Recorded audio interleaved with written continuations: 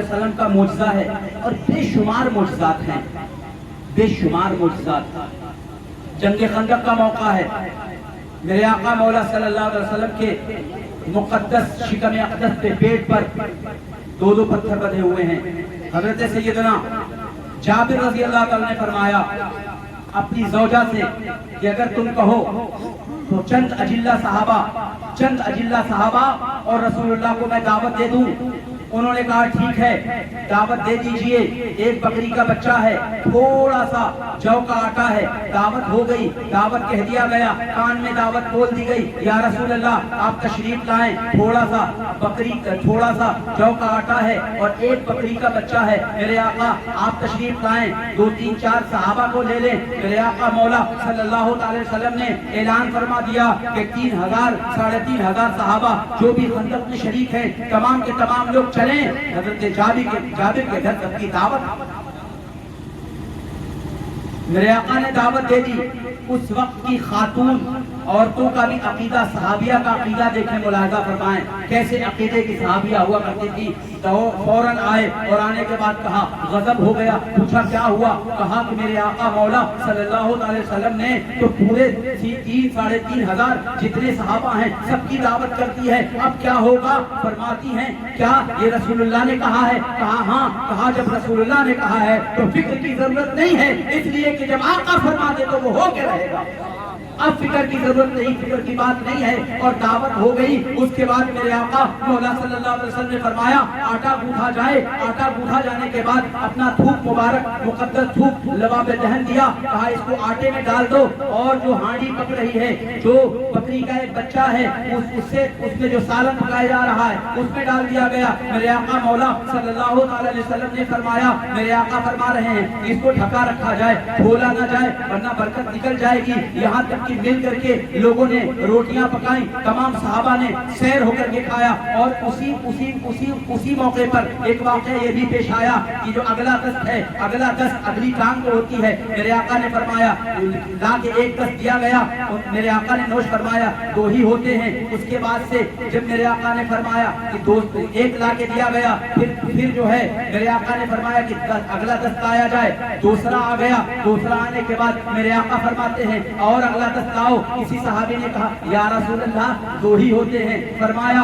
लोगों ने मुफस्सिरीन फरमाते हैं अगर उन्होंने मना न किया होता तो वो लाते रहते और वो आता रहता।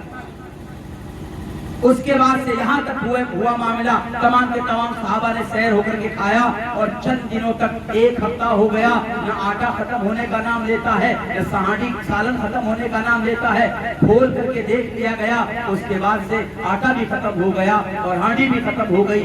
ये मेरे आका की शान है। मेरे आका की शान कोई क्या बयान कर सकता है, मेरे आका की अजमत कोई क्या बयान कर सकता है। देखो मामलात ये हैं कि रसूल आजम सल्लल्लाहु अलैहि वसल्लम की हम और आप यौम पैदाइश मनाते हैं। हम अपने घरों में अपने बच्चों की भी यौम पैदाइश मनाते हैं। जायज तरीके से मनाएं, गुब्बारा वगैरह ना फोड़ें, ताली वगैरह ना बजाएं। केक हलाल चीज है, जायज चीज है, लेकर के लोगों को सर्व कर सकते हैं, दे सकते हैं, खिला सकते हैं, हलाल चीज है, बिला शुबा जायज है। उसके लिए कहीं कोई हराम का फतवा नहीं आ सकता। जबान से फतवा लाना अलग बात है और फतवा लिख के लाना ये अलग बात है। और लोग मनाते भी, ऐसा नहीं मनाते, जब तो पेट में दर्द भी नहीं होता किसी के। अजब मामला है लोगों का, ये जायज काम है। अरे भाई देखिए ना, मुहर्रम का महीना आता है, मुहर्रम के महीने में क्या होता है, ढोलक लोग बजाते हैं, चलो लोग ढोलक बजाते हैं, ताशा बजाते हैं, हराम है। ये हराम है, बिला शुबा हराम है, कोई शक शुबे की बात नहीं है। पीटते हैं, ये सब हराम है, ये हराम है, ये जायज नहीं है।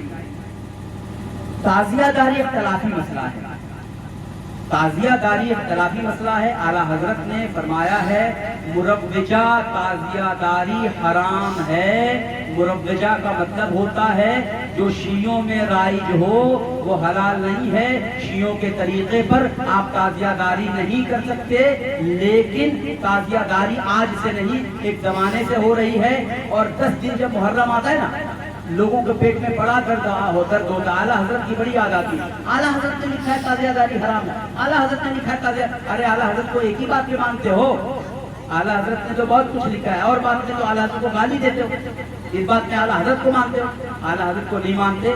याद रखो कि अहले बैत की मोहब्बत भी ईमान है, सहाबा किराम की मोहब्बत भी ईमान है।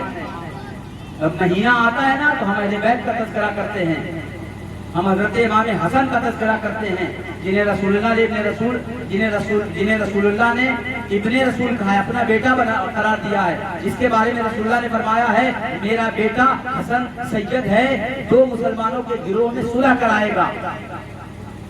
आका मौला इमाम हुसैन शहीद मोहब्बत, जिन्होंने रसूलुल्लाह के दीन की खातिर अपना पूरा घर कुर्बान कर दिया, पूरा घर कुर्बान कर दिया।